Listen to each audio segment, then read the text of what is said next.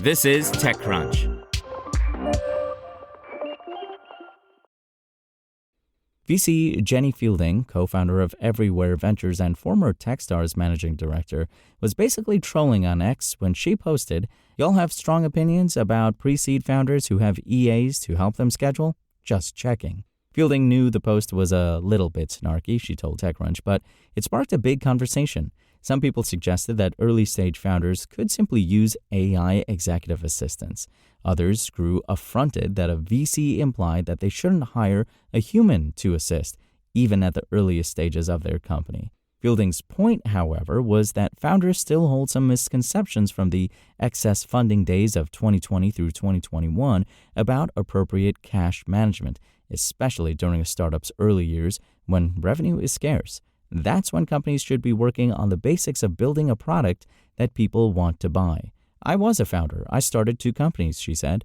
"Then I spent 7.5 years at Techstars, really helping very formative companies." So she tries to give founders the real information they need, not the fuzzy stuff, she laughed. While most seed investors, including Fielding, believe founders should spend their raised cash how they want to, early-stage VCs will still be judging founders' cash management, even if the VC is basically a silent partner.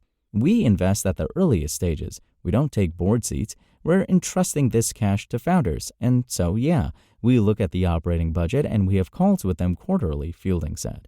Those judgments will materialize when the startup needs to raise its next round and wants its seed/pre-seed VCs to give them warm introductions and raving recommendations to the next crop of investors.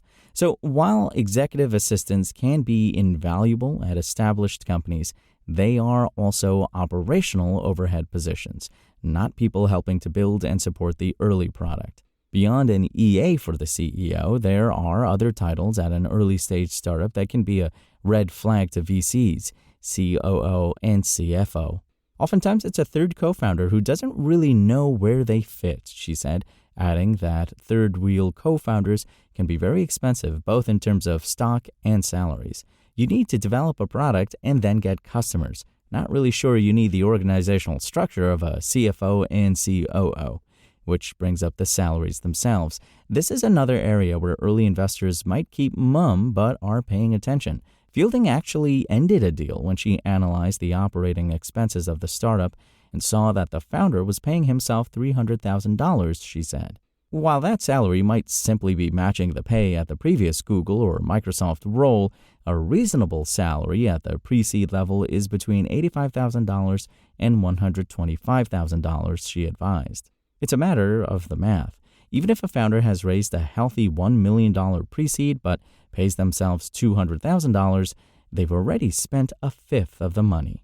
"We're not saying you should make $100,000 forever," she warned, "but at the early stage, you just don't have that cash to burn."